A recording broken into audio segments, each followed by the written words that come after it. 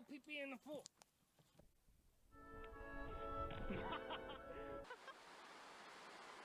Oh boy. There he goes. Oh, you can't even see him. Did he make it? Oh, he didn't make it.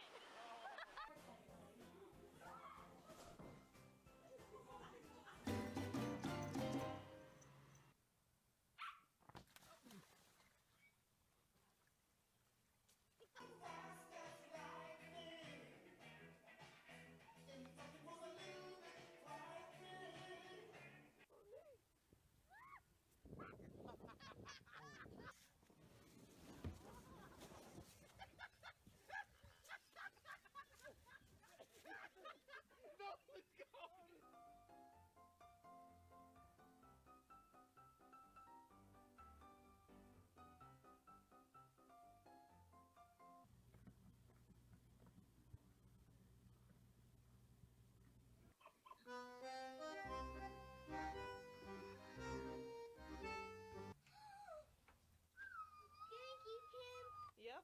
You can keep him? Yep. Wait, you got a puppy? Yep. Wait. Oh, well, bye then.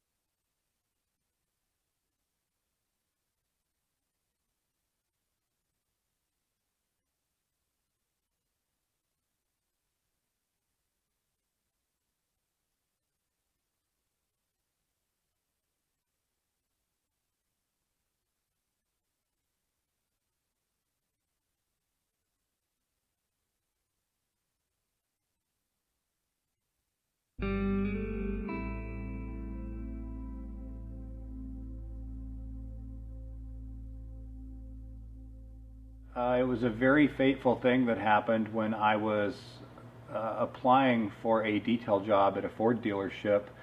I didn't realize it, but coincidentally, a gentleman named Vince Ford was looking to hire people in the neighborhood, and I ended up working for him, and he was a business partner with none other than Sal Glesser from Spyderco, and I ended up working for Spyderco for a very long time, 12 plus years, where I ended up becoming the manufacturing manager. And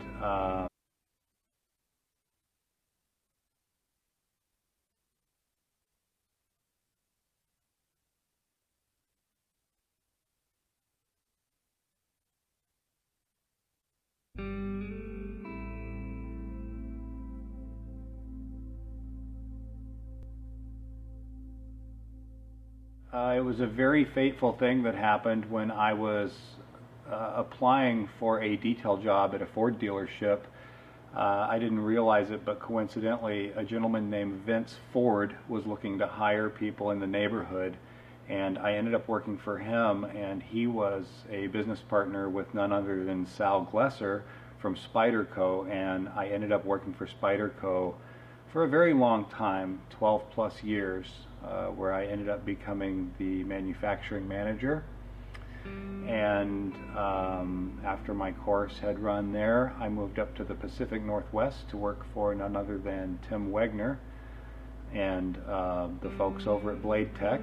And after a few years there, I actually got involved with an Italian partnership with Fox Knives over in Magnago, Italy, and we brought the brand over here through Fox Knives USA. And as it stands now, I am on my own with the creation of a new brand.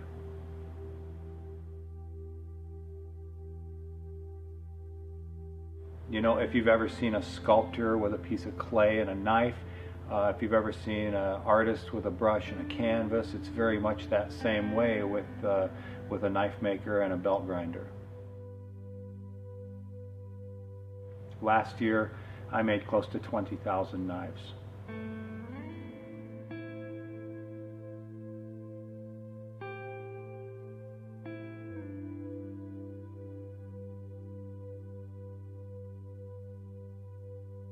V-Nives is important to me because it is something truly different from everything else that I've done in my 25 years of being a knife maker and being in the industry. Because I started at Spyderco and I took my knowledge from Spyderco to Blade Tech. That's where I became a designer. As a designer, I worked with Fox Knives, and through the MV Knives and Design Works, mostly what we produced were OEM products for other companies. Right now, V-Nives is a chance to produce not only a knife or a series of knives, but an entire company. A company that people can get behind, and a new brand. A brand that's open to other designers and other makers, and it's going to be something that we can compete with. It's going to be something where we can have price point knives as well as high-end knives. Now, instead of being Mike Vellekamp, I get to build a brand.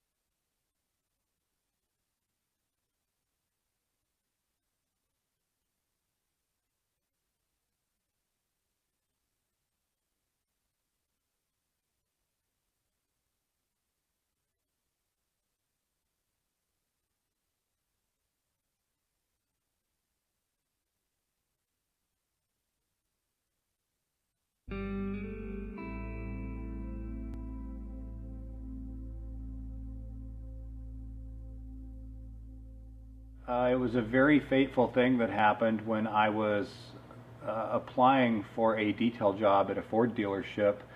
I didn't realize it, but coincidentally, a gentleman named Vince Ford was looking to hire people in the neighborhood, and I ended up working for him, and he was a business partner with none other than Sal Glesser from Spyderco, and I ended up working for Spyderco for a very long time, 12 plus years, where I ended up becoming the manufacturing manager. And after my course had run there, I moved up to the Pacific Northwest to work for none other than Tim Wegner and the folks over at Blade Tech. And after a few years there, I actually got involved with an Italian partnership with Fox Knives over in Magnago, Italy, and we brought the brand over here through Fox Knives USA. And as it stands now, I am on my own with the creation of a new brand.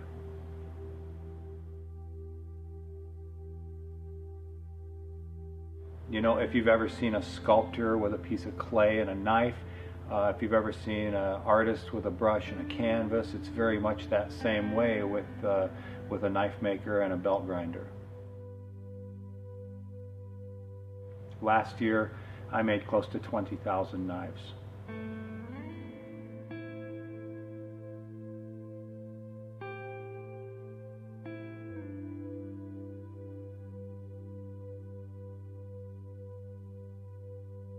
V-Knives is important to me because it is something truly different from everything else that I've done in my 25 years of being a knife maker and being in the industry. Because I started at Spyderco and I took my knowledge from Spyderco to Blade Tech. That's where I became a designer. As a designer, I worked with Fox Knives, and through the MV Knives and Design Works, mostly what we produced were OEM products for other companies. Right now, V-Knives is a chance to produce not only a knife or a series of knives, but an entire company. A company that people can get behind, and a new brand. A brand that's open to other designers and other makers, and it's going to be something that we can compete with. It's going to be something where we can have price point knives as well as high-end knives. Now, instead of being Mike Vellekamp, I get to build a brand.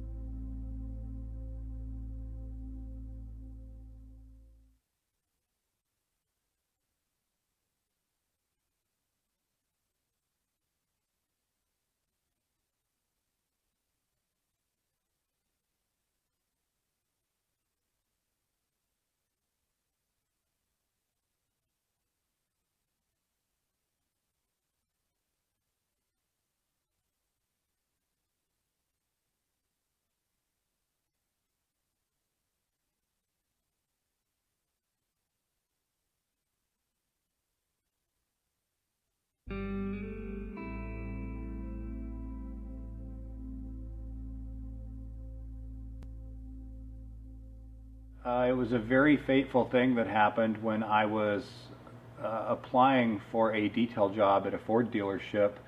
I didn't realize it, but coincidentally, a gentleman named Vince Ford was looking to hire people in the neighborhood, and I ended up working for him, and he was a business partner with none other than Sal Glesser from Spyderco, and I ended up working for Spyderco for a very long time, 12 plus years, where I ended up becoming the manufacturing manager. And after my course had run there, I moved up to the Pacific Northwest to work for none other than Tim Wegner and the folks over at Blade Tech. And after a few years there, I actually got involved with an Italian partnership with Fox Knives over in Magnago, Italy, and we brought the brand over here through Fox Knives USA. And as it stands now, I am on my own with the creation of a new brand.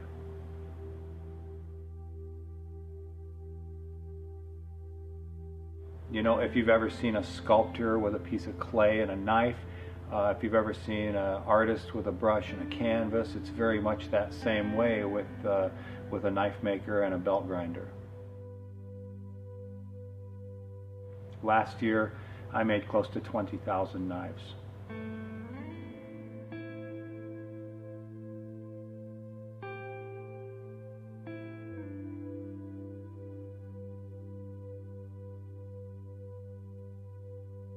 V-Knives is important to me because it is something truly different from everything else that I've done in my designer.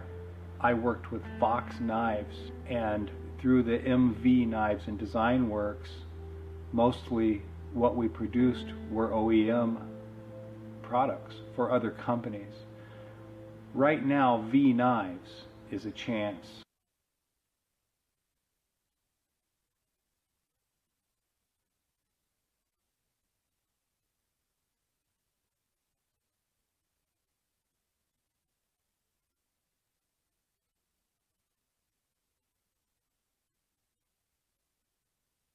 And I believe we also should be live on Instagram, Facebook, and YouTube right now. So we're kind of simulcasting out to as many different social media platforms as we can. I want to introduce everybody to one of my family members. This is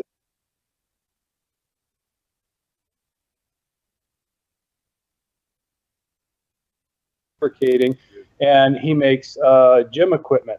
So why don't you tell everybody a little bit about the gym equipment that you make, Zach?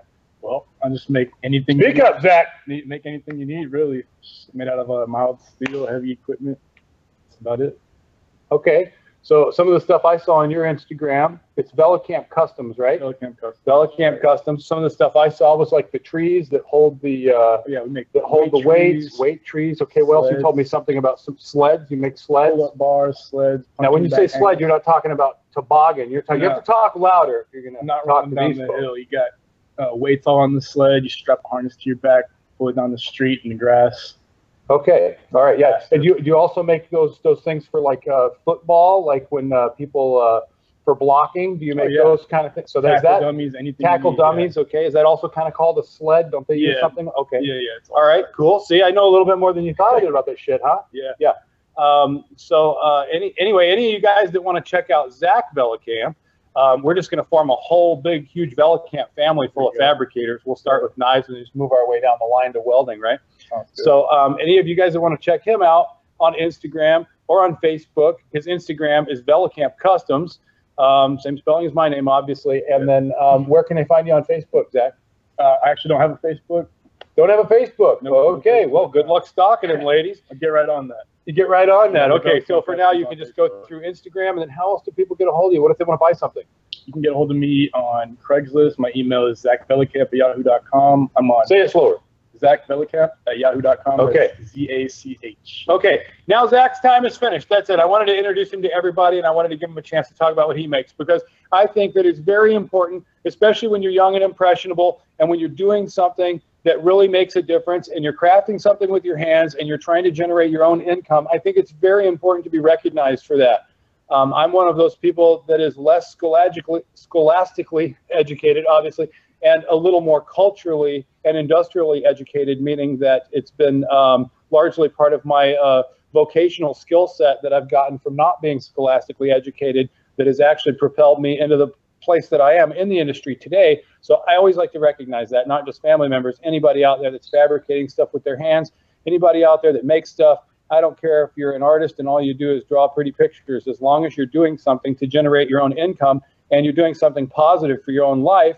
I think that's awesome, and I think it should always be recognized. So anyway, today, the first thing that we have to say is Happy National Knife Day. A lot of people might not know today is actually National Knife Day. So, and wear them proud today if you have to conceal carry, but make sure you have a pocket knife on you every day, but especially on National Knife Day. Everyone should stop and recognize also the American Knife and Tool Institute, ACTI as they're known, for all their efforts that they've done as far as legislation goes with knife laws. It's an ongoing fight nationwide, both on the federal and the state levels.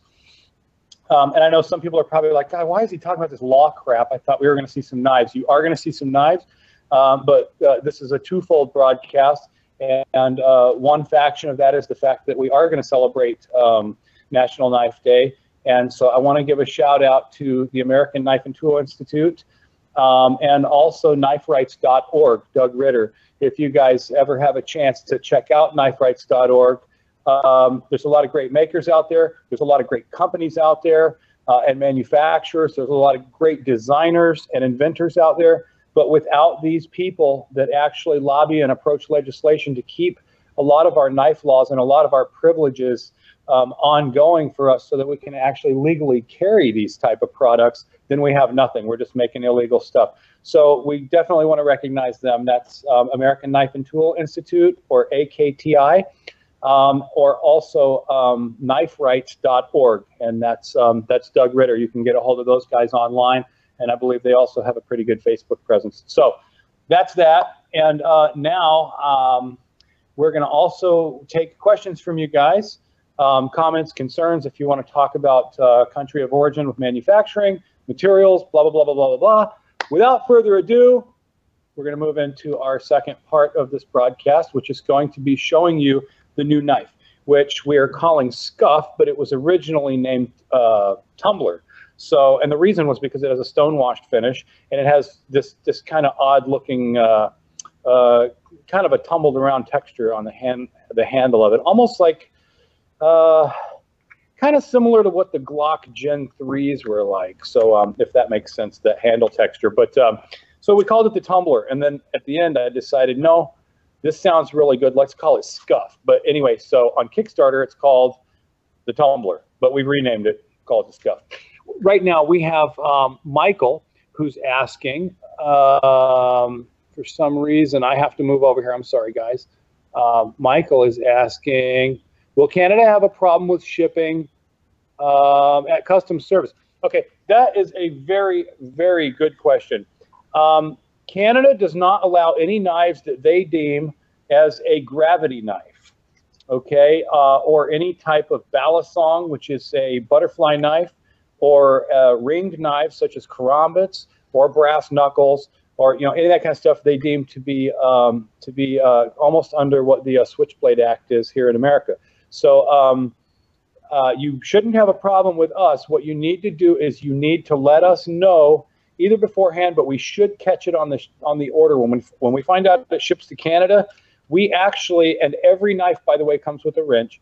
What we actually do is we will over tighten the blades at the pivot. I know this sounds terrible, but we have to do it that way, and that's because of your amazing government, because you don't actually have the people fighting legislation up there like we do here, I don't think. But basically, the long and short of it is, we will over tighten the pivots that go to Canada, and you will actually have to adjust it yourself and get it to where it's really smooth, the way it should be intended for you. So it's going to be a little bit of manual user involvement in there, but yeah, it shouldn't be a problem at all. For main pocket knives, it's usually not a big deal anyway. Fixed blades are no trouble. With the flippers and stuff like that, we got to over tighten it. So that's the way to dodge that. Yeah, we have another question. Yeah. Technical Center Elite says, are you guys using the same Taichung factory in Taiwan that Spyderco is using? Oh, very good question. So the question is, are we using the same Taichung factory in Taiwan that Spyderco is using? And the answer is no. No, we're not. I have a very good friend that I've been dealing with for about the last 10 years, maybe longer, maybe actually about 12, no, about 10 years. And he is the gentleman that owns the factory that made all the 511 tactical knives. I don't know how many of you all know, I designed almost every 511 tactical knife out there, except for there's about 4 or 5 models that Steve Tarani designed, and there's a couple of models that Kyle Lamb designed. And I stepped in after Steve went to do some other things, and I stepped in as a designer, and I designed a lot of knives for them. Anyway, again, long story short, he's the manufacturer that made all of those, and him and I have been working together a very long time, and he knows how to make the stuff that I design, and I've been using him. I know who they use, and I know who a lot of people like CRKT and some other companies use over there in Taiwan. But I actually have my own guy that I use, and he owns the factories, and I go through the factories very often. In fact, sometimes I spend 3 or 4 weeks over there just working with the people on assembly, machining, grinding, sharpening for sure, all that stuff. And so I have a presence in that factory, and that's why I like it. And I know all the people there. I know all the engineers, all the salespeople. So very, very, very close to me. Anyway, I know that was kind of a long way around saying that. But the short of it is no, I do not use the same person that Spyderco is using in Taichung. Do you have another question or no? If not, I would like to go ahead and get right back into this knife. I have another question. Okay, what's the question? Tom Carmelo, Tom says, are you guys going to make karambits? If so, will they be folders or fixed? Tom, yes, we will make both, folders and fixed karambits. We have a very, very unique design that we're working on right now. I don't know if you know this, Tom, but and then I have a Jim Bob that asked a question too. I had designed a karambit for Lad Mandiola over at Mandiola Defense and the ultimateknife.com, and that was called the CDHK, Cold Dead Hands Karambit. Anyway, and that has a little wrench feature and everything on it called the Vex Drive after B. And after that, I obviously he had commissioned me to design that for him, and it was kind of a collaborative effort. And also have to give a shout out to Marty Beck. He's the guy that invented the spider wrench multi-tool, and he helped me with some of the engineering drawings on that. So anyway, that was a cool thing. And after that, it kind of really further sparked my interest into making a folding karambit with actually a new type of mechanism that we're working on right now that we may be able to debut at the upcoming Blade Show 2018. Well, you're just standing there like an English Bobby. Like I'm afraid, like I want to make you laugh, you know. So,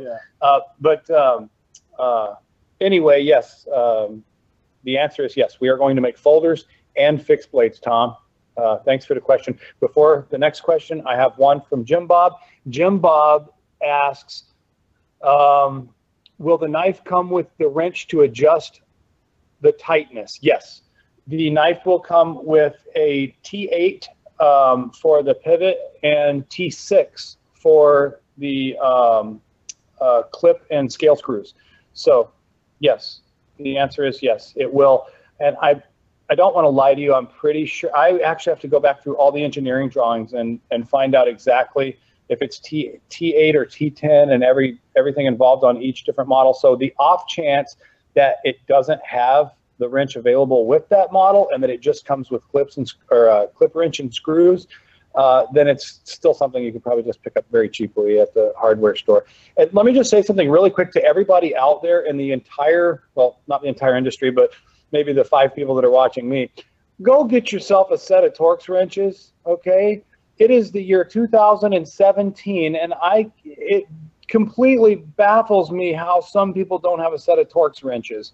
Anyway, we are going to do our best to supply them to you, but those are still the only ones that come with our knife. You know, and you need Allens. You need Allens and Torxes, and you need metric and standard. With Torx you don't, but with the Allens you do.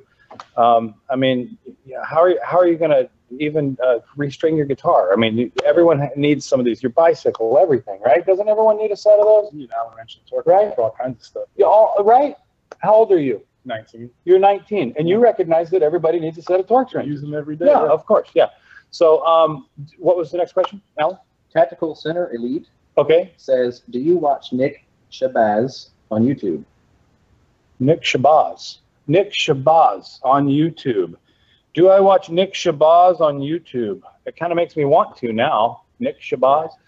To look it up and show me a picture of the screen. I watch a lot of people on YouTube. In fact, it's become my new television. It's my only tube. Let me see a screenshot. Now, if I knew who he was, I could tell you. Is he a knife reviewer, or is he somebody I need to watch? Is he a religious evangelist? I might know him. I might know who it is. Let me just see here real quick. Nick Shabazz. Nick Shabazz. There. You know, I don't know if I have or not, but I am definitely going to watch him now. It looks like he's a YouTube reviewer of several utility products, from knives and watches to okay, yeah. I will make a point to watch Nick Shabazz. Where was that question from? Instagram? Tactical Center Elite. It was from Instagram, right? Hey everybody, Oh, Nick okay. here, and welcome. Okay, Tactical Center Elite. I think I saw them pop up on our Knife News comments too.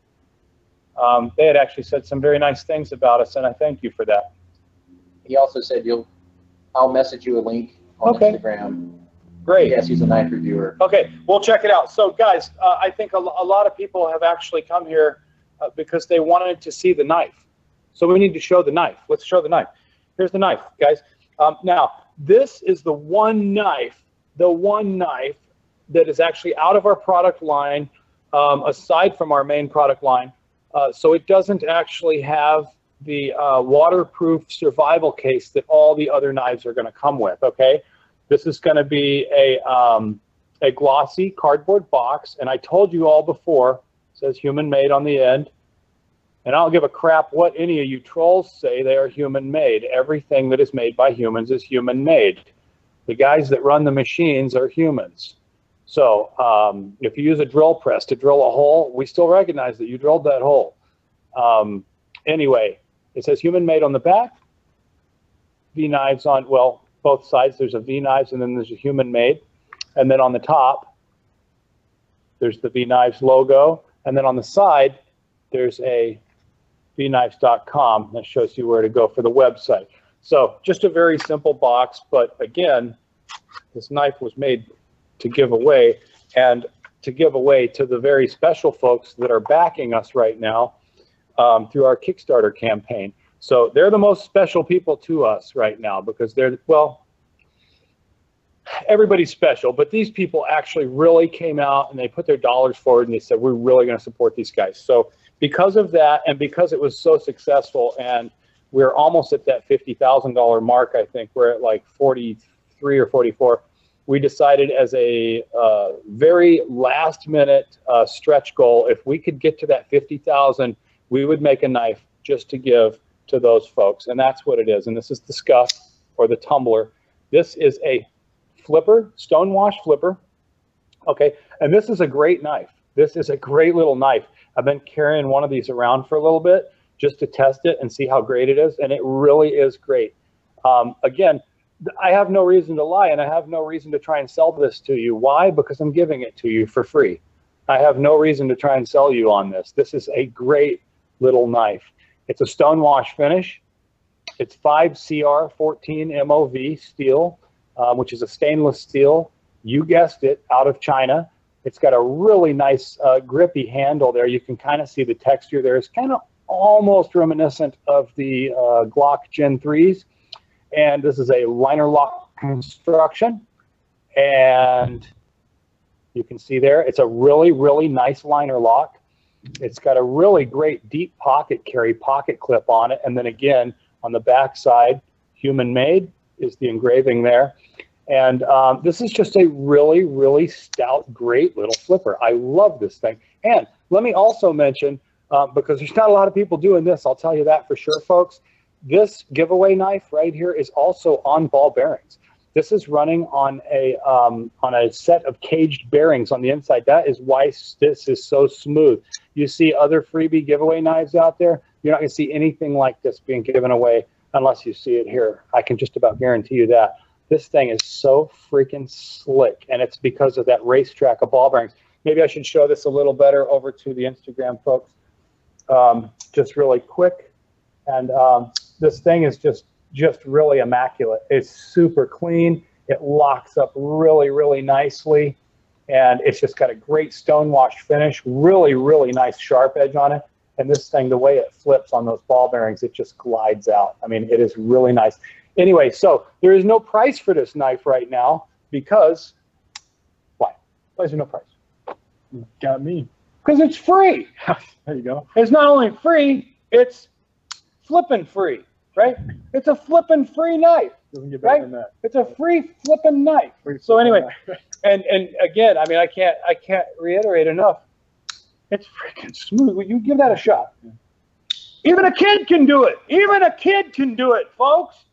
There is a child clearly right now doing it. That's pretty smooth. All right, so, For free. right? Yeah. You look like a strong young pup. Why don't you try and give that a tear? That's a Napoleon Dynamite reference. But anyway, no, they are very strong, very stout little locks. They're not going to fold up and collapse on you. All of our locks are made with the same geometry, whether it's free or it costs $400. Yes, we have one question here. Two questions. Okay, and the first one is a movie. No. Tom wanted to know if the Kickstarter is still running Yes. because he wants to support it tonight. Great, Tom. And also, Tactical Center Elite says clip positions with a question mark.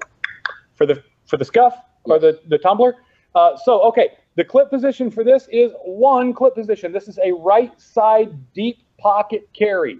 Right side deep pocket carry. Okay, That doesn't mean I'm starting to sound like I'm on QVC. You ever watch QVC? Yeah. Do I sound like I'm on Yeah, you QVC do. a little bit? Yeah. If you buy right now, but I'm not trying to. I have learned over the years that it's better to be a little more louder and more pronounced with the vocals when you're doing live video, because then people always come in. It's the number one concern. They come in and go, I didn't hear you that well. And who wants to watch a couple of shitheads stand there and bob around, right? Right, Okay, yeah. so no, the question is, that's a deep pocket carry. I don't know if you guys can see. I'm going to go ahead and hop up a little bit, take my grip tide out. By the way, also great knife. Great. I'm going to take that out. I'll put this in. You can kind of see how deep the carry is on that. That hides. That just goes right away. You see that? You see that? That's nice. That's almost concealed, but it's actually legally not concealed because the clip still shows. So yeah, it's a nice deep pocket carry. Now that doesn't mean that you can't carry it in your left pocket. It'll just basically be sitting the other way around. I mean, if you're left-handed, it's really no more effort to take this and flip it than if you're right-handed. It's just indexing it in a little bit different fashion. But you know what? When we're right-handed folks index things differently than left-handed folks. So it doesn't matter anyway. You're going to adapt to it. So anyway, long story short, it's a right-handed deep pocket carry. And you've got our V bolt on there too. That's ours. We're making a special bolt for each of the knife. Every knife will have knives. I mean, every knife will have the V bolt. You'll know if it was a V knife just by the bolt. So hopefully we can reduce the amount of copies and counterfeits that way. So go. We have another question. Can we see one of your knives made in the USA? Yes, yes, you can see one of the knives made in the USA. Now, before I get to one of our knives made in the USA, though, I want to show you guys something. Out of the box. Okay? Now, you can sit and you can talk all day long about the fact that, well, that's only 5CR14 MOV. That stuff doesn't get sharp. That won't hold an edge. You know, even something like a razor blade that you shave your face with, it doesn't hold an edge that long because it's made to do one specific job, and that's to shave your face. It needs to be razor sharp. It doesn't need to hold an edge for a lifetime, but it needs to be razor sharp so that you get your face shaved or your legs or your bikini line or whatever it is. That's how razors are made with that in mind. Not that you're going to keep them forever. Of course they dull. They dull quite quickly, in fact, just on hair. Correct? You're finding that out now. I've been finding it out for years. I've chewed myself up on old razor blades. But what do we think of sharp as being? Razor sharp. That's what we think about. If it's razor sharp, it's very impressive, right? But we know even if it's a razor, it's not going to last forever. But this is a really, really razor sharp knife. Super, super razor sharp. Is it going to last forever? No. But it's going to be a very good edge. It's going to bend before it breaks because it's not over brittle.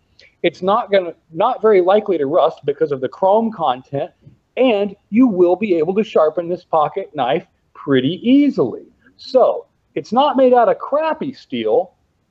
It's made out of really good steel. It's just not as exotic like some of the powdered metals and like the S35 and S30s, the M390s and LMAX and all this other stuff.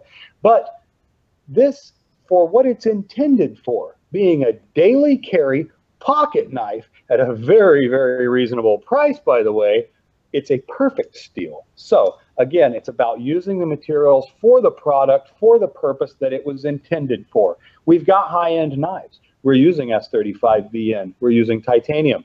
But this is a great, awesome little pocket knife that I guarantee you can carry and beat up every day. And what happens if you lose this little guy on the trail?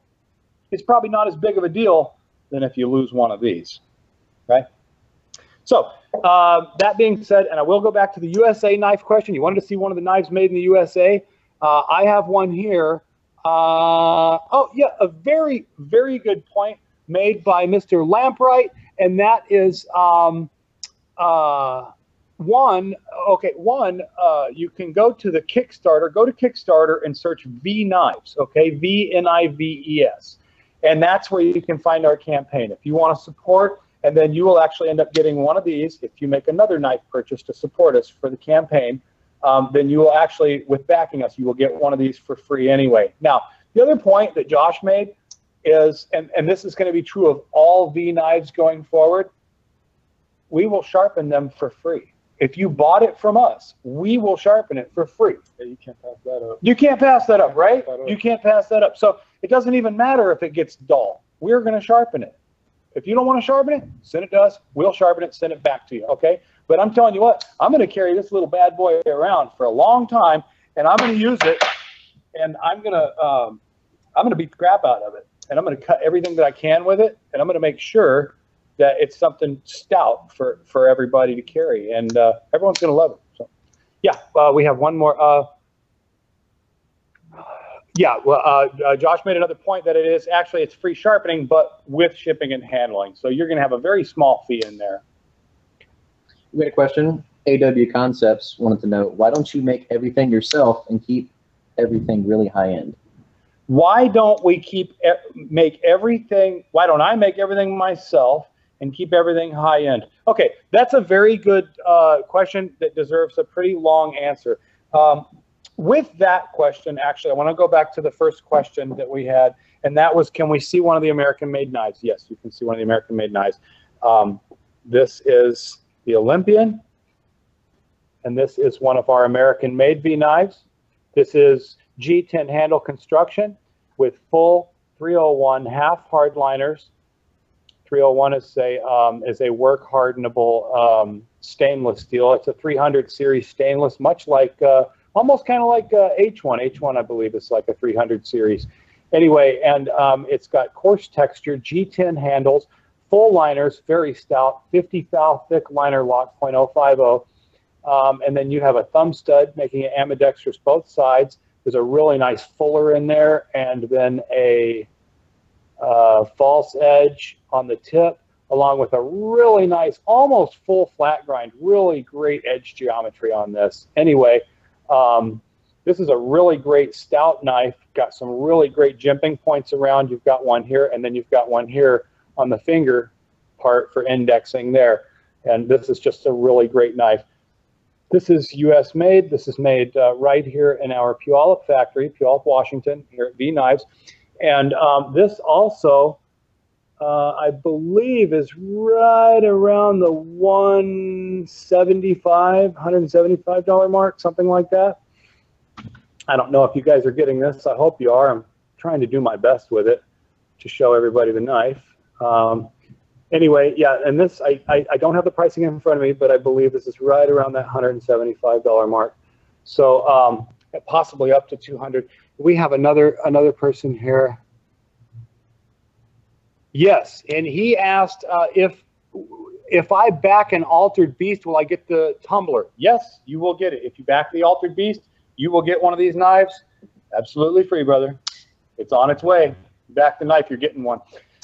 Yes, any knife that you back, any knife at all on the Kickstarter, you are going to get one of these.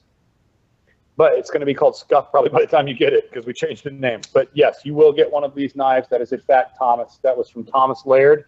Now, to your next question that you just asked, and do you have another one too from another? Okay, two more. Okay, let's go ahead and get to those, because I got a long answer for the reason that I don't make everything myself by hand and keep everything high end. So Tom wanted to know, making a lot of Toyota Camrys. when does when does your shop/website go live?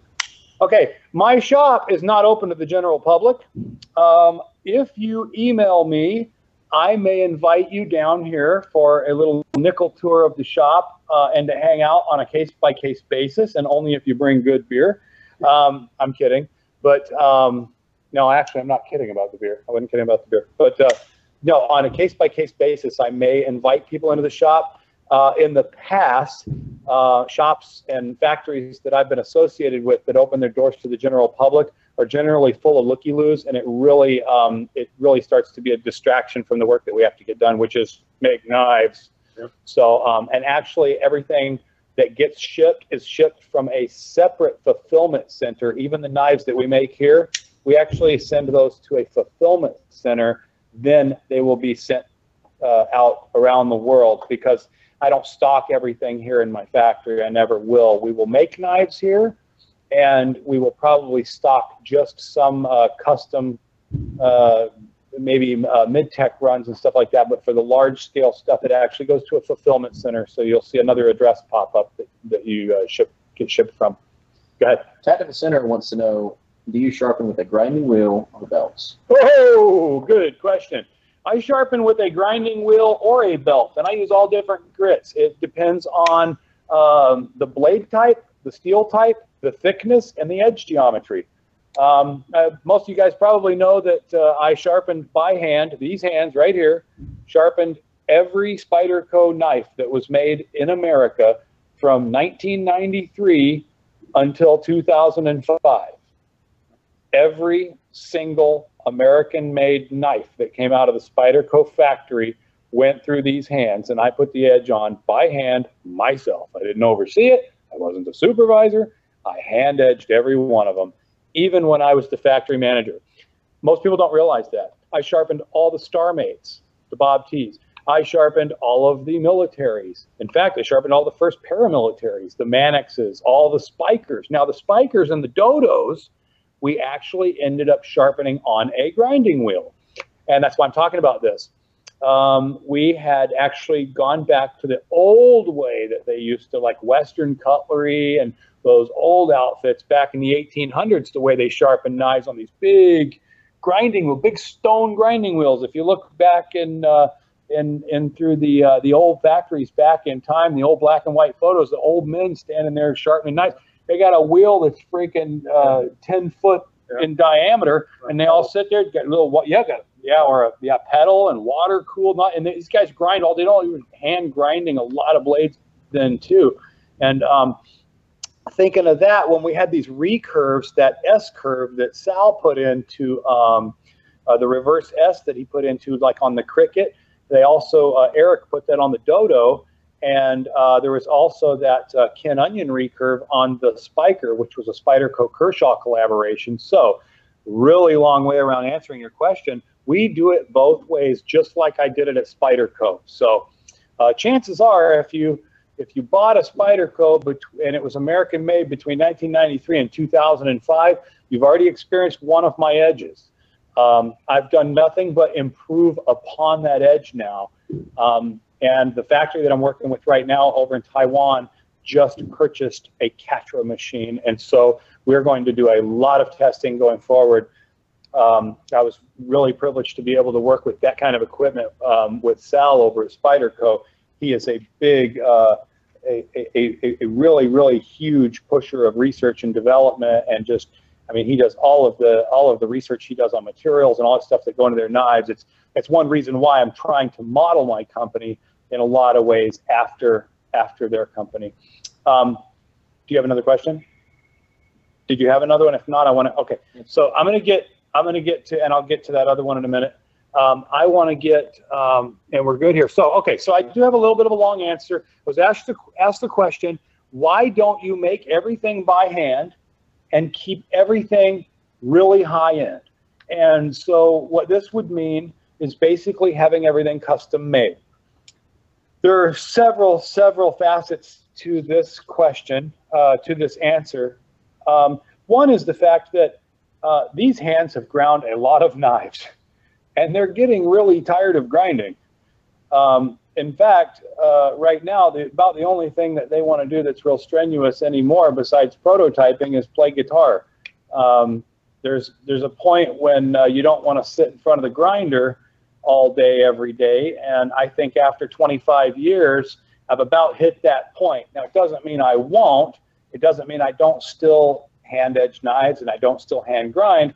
But to be able to make the number of knives, the volume of knives that I want to make and get them out to the mass public, like a company like Spyderco or a Kershaw or a Benchmade or Gerber, you know, those kind of companies do, I would never be able to do that and achieve that. I would never be able to give anyone one of my great designs. I mean, you'd be on a waiting list for years. So I have to outsource the making. And I can't just outsource the making in America because of the price point. There are some people, believe it or not, and it's going to sound really crazy, but there are a lot of people out there right now that wouldn't be able to have a knife from a good known brand, a trusted brand that has good customer service and a good warranty, a repair and warranty department. They would have to buy a cheap Walmart knife if every good brand with good designers had only high-end products. So I have to do like other brands do, and I have to make price point products. And to make some of those price point products, and this is only one reason that I use offshore manufacturing, it is not the only reason, but one of the reasons is I have to make something really affordable for the guy that's, you know, still working 2 jobs, you know, to put food on the table, and so that the family can still have a little bit of a vacation every year or whatever. I don't want to be a thorn in that guy's side. I want to be useful to him and his family, and I want to be the knife he has in his backpack that, you know, that he wants to use. So that's one reason. I want to be a brand that people can trust, people that that know they can get a lower end version. I mean, you can buy a Ford Festiva, or you can buy a GT40, you know, somewhere in that range. They have something for everybody. So does Chevrolet, so does Toyota, so does Ferrari for that matter. But, you know, that's just one of the kind of the pitfalls of trying to make everyone see why you're going away from custom and into production. That is it. Some people sit and do what they call mid-tech, and they do partial production, partial custom, and they do it forever, and they make a lot of money, and it's great, and they get a lot of street cred, and they always have a badass name, and it's just really great, and I've thought about that too. But where I arrived at was actually making something for everybody, and something like a Spyderco, like a Kershaw, like a, in some ways maybe even a CT, a Benchmade. You know, I'm not like all these companies in every way, but a CRKT. You know, in a lot of ways, the only way people can carry these brands is because they have price point products. You'll find the same thing in the music world. You know, you'll have like a, you know, Lion by Washburn, or a I don't know, a Squire by Fender, or, you know, you have, it's still, the parent company is actually the known model, but they have kind of a, I don't know, maybe a little lesser price point, and but I'm not going to change the name. I'll have price points. So anyway, I hope that kind of answers that question, why I don't make everything myself. Offshoring, the reason that I have to do it offshore is because there is no way I can hit the price points that I need to hit made here. I can buy the steel here, and I can cut it, and I can send it to Taiwan, but there is absolutely no way that I can make a $25 knife yet here in the United States. But I also make some high-end stuff over there too. One of our knives is $375, and it's made in Taiwan. It's made out of American steel, but it is actually made in Taiwan, and it has nothing to do with cheap labor cost. It has to do with the CNC that the thing has to go on, and laser cutting and machining, and it's really everything. What we've done is America has actually outsourced this kind of production for so long that it's almost impossible to make everything here. So what do? I make 5 models here, and that's what I'm going to do. I'm going to continue to make my 5 models that I'm going to make here, and I'm going to make 5 models in Taiwan.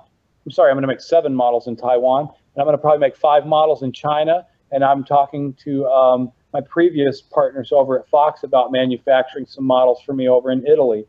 And when you look on my knives, when you look on my packaging, you're going to see that, I'm sorry, I have a comment here that I want to read in a second. You'll see that it says human made. And I've caught a lot of crap, not a lot, I've caught a little crap though. And I take it kind of personally. People say that, that I'm trying to trick people by saying human made. I am really not trying to trick anyone. I think I've been very forthright with letting everyone know the country of origin for each model. But I really want to recognize the craftsmanship and the workmanship and the materials that go into the knives, as well as recognize the people that are actually making the product. My product is not just from here or from there or made here or made there. It's made with the hands of a workman. with a real worker, with a real life, with a real family, with real problems, just like you and I, and real solutions like you and I. And I rely on these people. And if there's somebody out there that has a production company that has ever done any kind of offshore manufacturing that tells you that they never got help from these people and they tell them all what to do, that is the biggest load of bullshit that I've ever heard in my life, because I can guarantee you anyone that has ever worked with, and I'm only talking about the really good companies, I get an extreme amount of support on the engineering. In fact, most times, even when I make something here in the United States, I will have the engineers over there have a look at it because they really know their stuff and they know what they're talking about. And I'm not going to downgrade or degrade a class of people because of their country of origin. These are really good people that make really good products, and they're making it with most times American materials. There's a reason why the folks that make the S35VN are selling it to China. So there's a reason for that. And now if they quit selling these great materials to the Chinese and to the Taiwanese, and then no one is able to benefit from the manufacturing, fine. Then it looks like we'll have to bring all the manufacturing back. But until everyone brings all the manufacturing back, then we all have to have some offshore manufacturing, I believe. Anyway, I don't know if that was too long or too short of an explanation for all that, but it's true. They're my true feelings. And any questions about that? Wait 1 second, because I have one here. And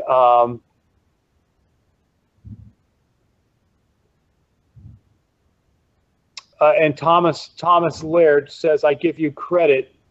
You went overseas and made it from a quality manufacturer, which isn't very often that a company does. Now, some really, really good companies do, and I have to recognize the good brands do that. Spyderco does that. Sal himself and Eric, I know for a fact, go to the factories. They not only police the manufacturing, the factories, they actually work very closely with the manufacturing company. They work on the research they need for the materials they're using. I know that Kershaw and CRKT do the same thing. What it comes down to is a trusted brand. You want to buy a cheap pocket knife? Go to Alibaba. You want to buy a good pocket knife at a reasonable price? Then you get a hold of one of these great companies, just like myself. We plan on being a very great company in that same regard. I have another question here on, they were already making knives in a very, very good point here. Erwin Krause says they were already making knives in Asia. That's correct. That is very correct. And of anything that you buy, your shoes, your we need to put another edge on that. Your shoes and your socks and your pants and your coat and your car and your just about every damn thing now, which is a little ridiculous. We really need to make more here. Yeah. But just about everything that you trust the Chinese to make, right down to stuff that you put inside your body, which we won't really get too far into. Yeah. But just about everything, even rubber shit that you put on your kid's face on Halloween, right? Like you will put Chinese stuff on your face, right? But for some reason, not trust them to make a good knife, knowing that God created the earth in 7 days. And on the 8th day, the Asians started making knives. I mean, that's pretty much, right? Okay. So, and knowing that, what it comes down to is it comes down to integrity. And the reason that people don't want to buy from China, one, because they think it takes jobs from America. That's not actually true right now because, like I said, we have the steel companies selling steel over there, and we're actually bringing the money back and supporting American manufacturing with it, like what I'm doing here. The same thing that Sal Glesser did. He used all of his Japanese-made product to be able to build an amazing factory, which is really amazing. I mean, you guys have never seen, nobody's ever seen it like I've seen it, but really amazing. I saw it start from a very small job shop and turn into a really big, awesome factory. Sal did that, and he did that with all of the profits from the designs that he had made and reasonably priced in Japan and around the world and in Taiwan and even in China. So I will not listen to anyone that tells me that, you know, they love this guy or they love that guy or they love this company or they love that company more because they have this or they have that. You know what? Give me a little time. I'm about 2 months old here, and I think we've done really well. We've got some amazing supporters.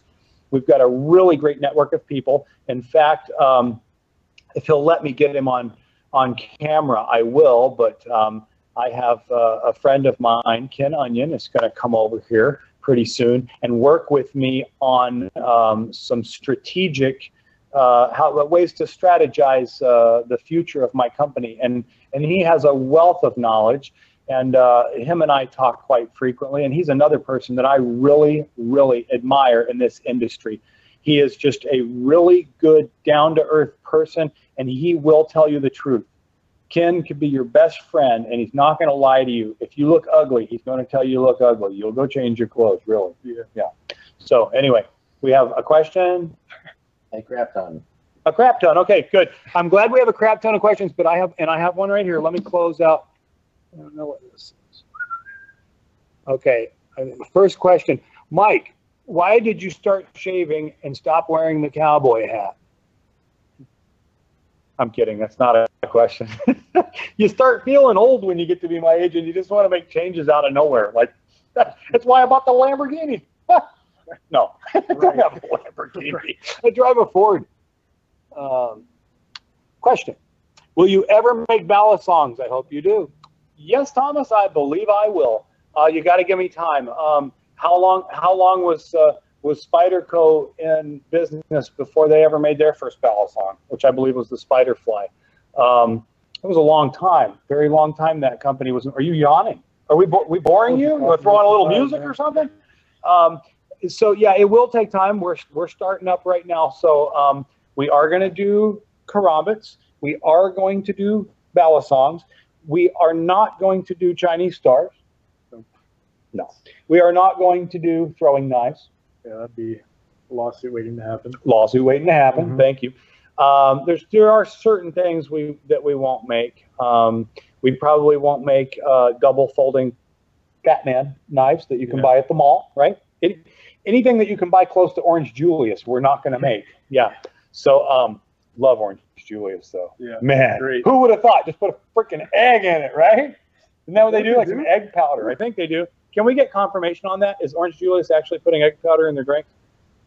Survey says yes. The survey says yes, and judges say they will accept that answer. So go ahead, please. I'm going to throw two together. We will make ballad songs, though, Tom. And I look forward to seeing your purchase this evening. Are you going to the Vegas show, the USN show gathering in Vegas, and which 5 models are made in the United States? Oh, I am going to the USN show in Las Vegas, which is going to be on September 1st, I think. I gotta try to remember now. All the days are running together like a watercolored painting in the rain. How was that? That's pretty good. Yeah, like a watercolored painting in the rain. I've been very, very busy lately, and so I believe it's September 1st. It's Labor Day weekend. And yes, I will be at that show. We do have a table there, and anyone that goes would be definitely welcome to come and pick up, frog finger some of these models and see what you like or don't like, and really have a real visualization of the designs. And what was the other question? Oh, hey, real quick, if you get to go to the USN show, you're going to meet somebody really cool that we just hired. I don't know if I can say hired because of how we're doing everything. It's actually just really a rep, but a really, really, really great rep for our company. If I could steal her away from everything she's doing right now and just have her straight on with us, I would do it. But she has a lot of irons in the fire, and it's Diane Carver from previously from Browning. And she is just a really great person, and I love her to death.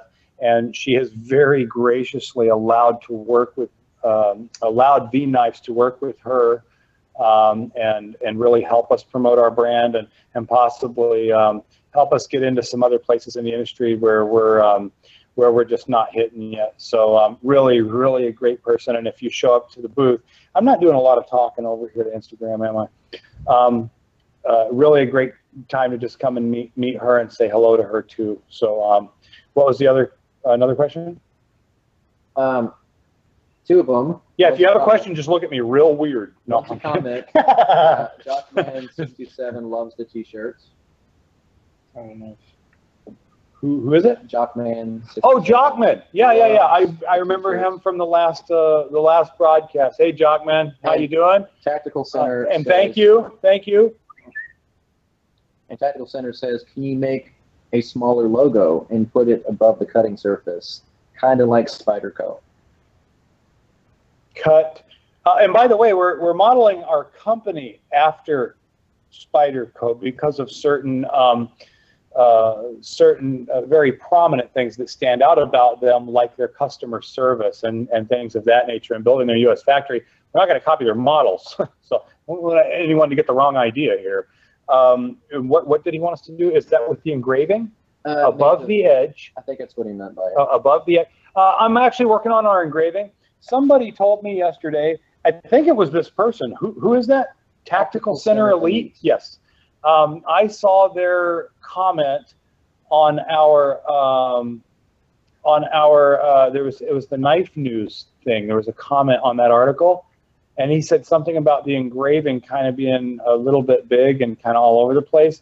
And I did really listen to what he was saying there. I'm going to revisit the engraving, and I think we're going to go from something like this that is obviously, and I'm going to show, the only reason I'm showing this to the Instagram right now is because I know this person's on Instagram. So I'm going to try to see if we can get that in there. We're probably going to go something more from like this into something a little more like this. So we are trying to consolidate that engraving and make it a little bit more pleasing to the eye and not so big and gaudy. You got to remember, guys, you can't beat me up too much. I started this entire company in October of 2016, so we're not even a year yet, and we've got a whole bunch of knives. We've done a lot of development. We've done a lot of branding, and everything that we've done with the Instagram and Kickstarter and Facebook and all this stuff. And it's a very, very small number of people. We're a very small team right now, so we've actually made leaps and bounds, and we've gone through some of the things others would die just watching to make all this happen. So please be patient with us. But at the same time, like Tactical Center Elite, please let us know your concerns. Let us make what we need to be making for our customers, but don't be an asshole about it. We won't tolerate that. But if you have a good suggestion, please let us know. It was one of our backers on Kickstarter that actually caused us to abandon the entire campaign and start a whole new one just to put S35VN in this knife, the Atmosphere. And actually it wasn't just one, there was a couple of them, but one guy really stood out, and he said, look, he goes, you know, for the price of that thing, would it be too much to ask for some S35VN? And we thought about it, and we said, you know what? We can probably make that happen. So, and we did it. And not only did we do that and upgrade the steel, we also upgraded all the packaging, and we're putting them all in a waterproof survival case now. So, you know, we're going to listen to our customers, or even our potential customers. I mean, everybody out there that likes or even doesn't like us is potentially a consultant for us. So let us know. Let us know your questions, concerns, comments. Don't be a shithead about it, but let us know if it's really from the heart and you really see a way where we can improve. We want to. And that answers that. Yeah, we got one more. Tom wants to know, when will he be able to buy the Olympian? Who? Tom wants to know, when will he be able to buy the Olympian? When's the Olympian? Tom, everything's going to be October. We're working on that right now. We also have the all red flipper.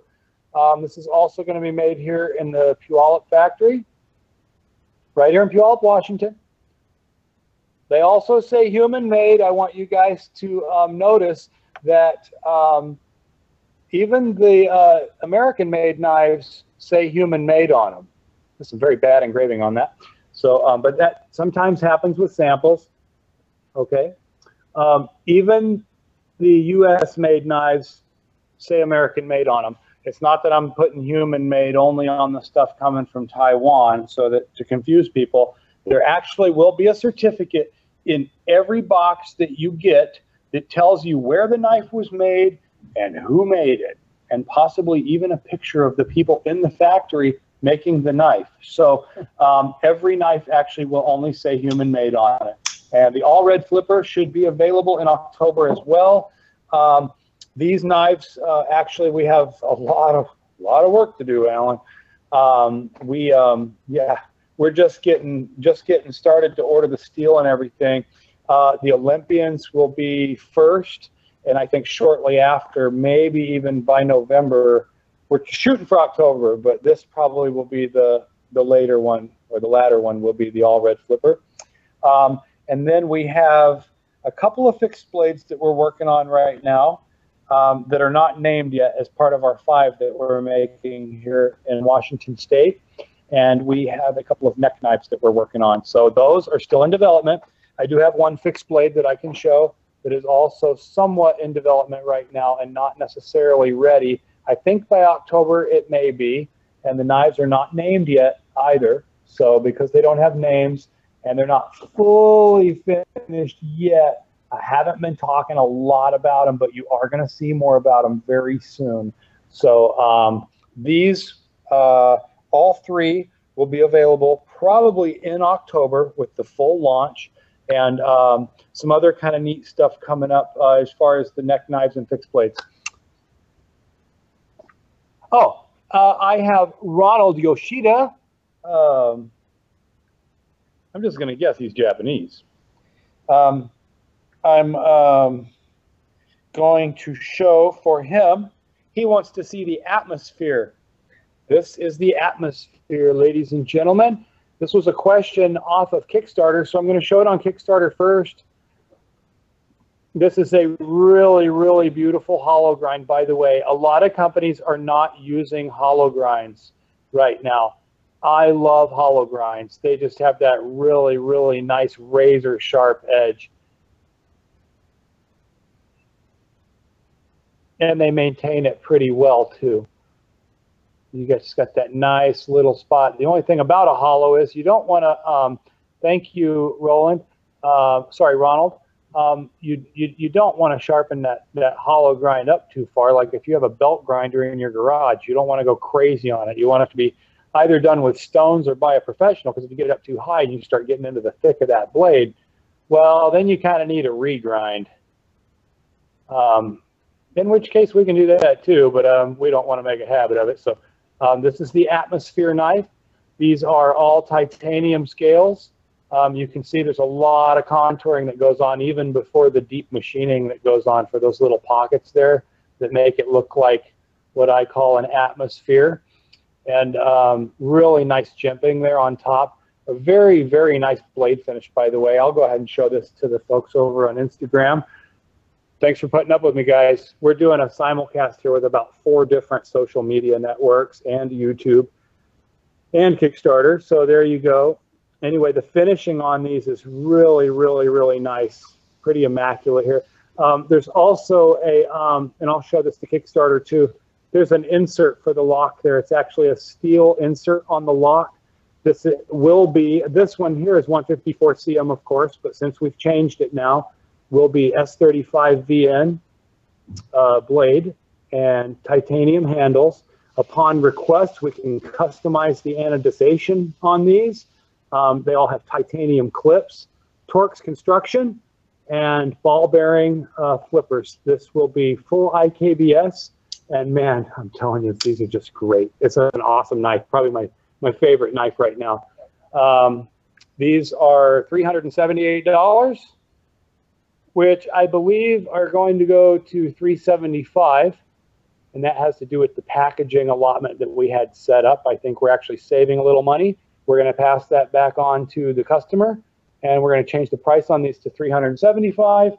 And on the Kickstarter program, I think you're getting these for, I can't remember what it is. Somebody help me out here. I think they're $200. I think you get them for $200. Is that a pretty good savings, right? From $375 to $200, you get them for $200 if you support our Kickstarter. So any of you that want this knife, that think that that's too much money to spend, go ahead and get on the Kickstarter. And I have Erwin just posted here $275 for the collector edition. Okay, I think there's a Your live video ended here. I think there's a collector, and I think there's a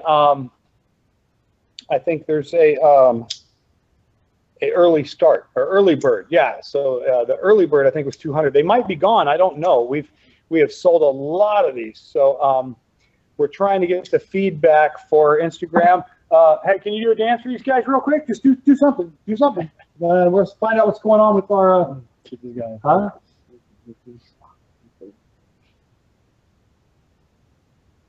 Really? Yeah. Yeah, this is a nice knife.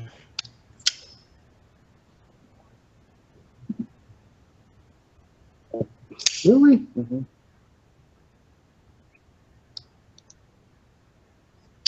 Here's share. Mm-hmm. Erwin says there's 5 left of these.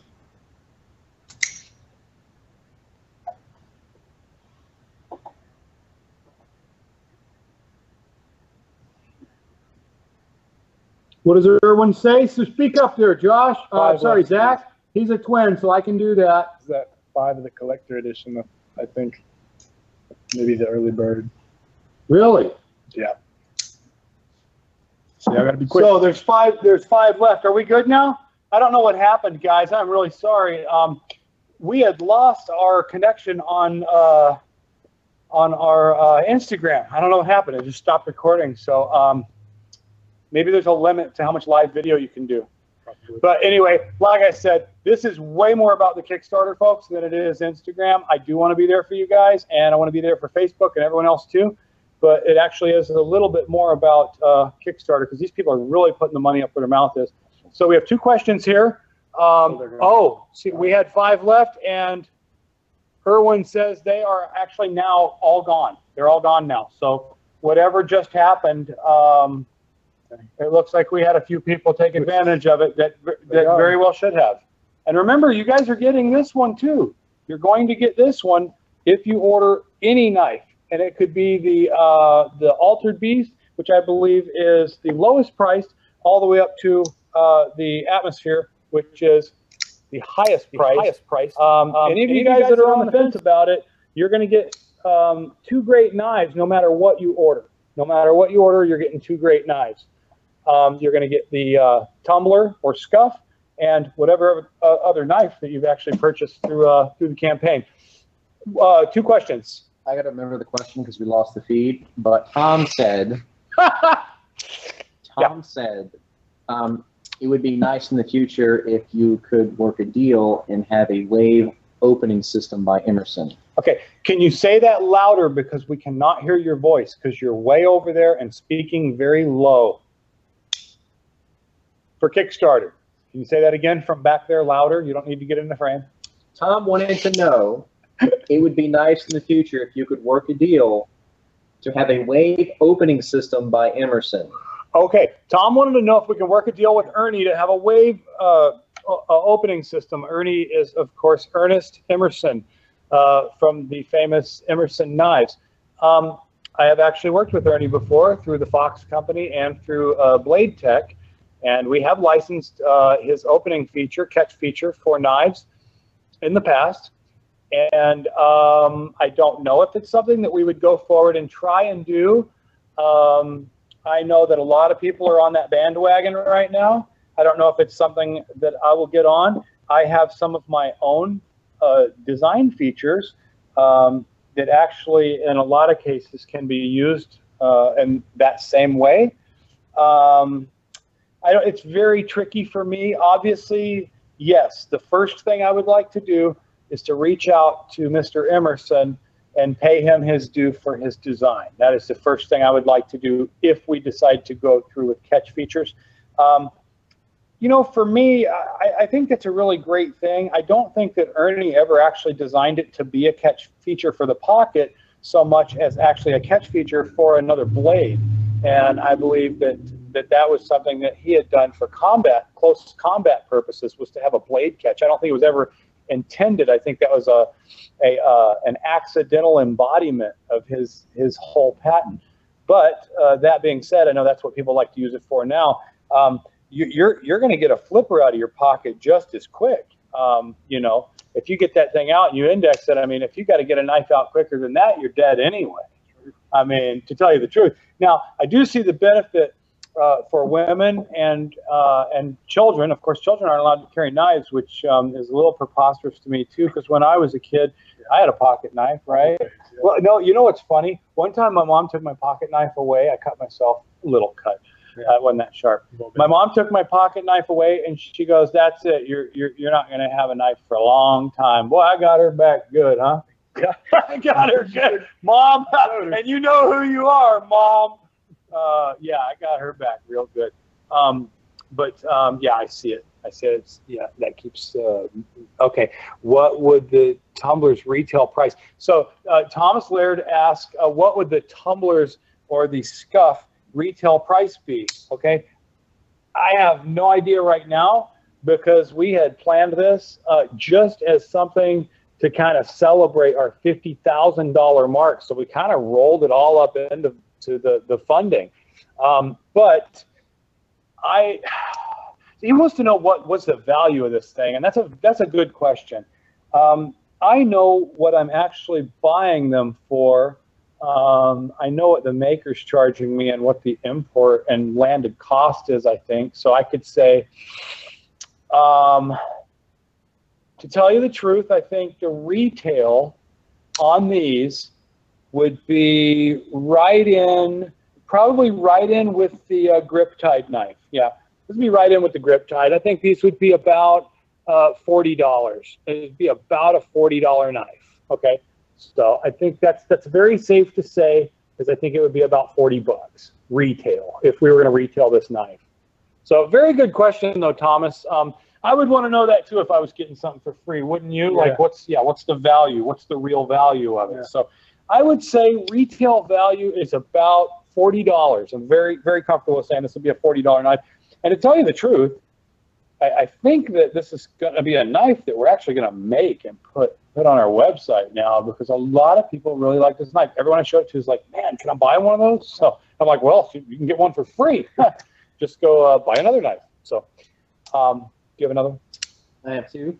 Okay, two. Tactical Center Elite said, before the feed went down, I asked, what makers do you plan to work with in the future? Makers I plan to work with in the future. One is Wally Hayes. Wally Hayes is a master bladesmith out of Toronto, Canada, and he's a really cool guy, and I know that his stuff is pretty spot on. We are going to do a collaboration on the design, and Wally Hayes will definitely be somebody that we're going to work with. I don't want to say anything for sure, because I don't know for sure exactly what's going on with some of the people that we're talking to. So I don't want to piss anyone off, and I also don't want to say the wrong thing anyway, because I don't want to look like a liar down the road. You don't want me to look like a liar, do you? Nobody wants that. Nobody wants that. So I'm talking to Lee Williams, who is a brilliant knife maker. I really love his stuff too, and he has the famous kickstop design that I really like, as an opening mechanism. And so I think Lee Williams we'll want to work with.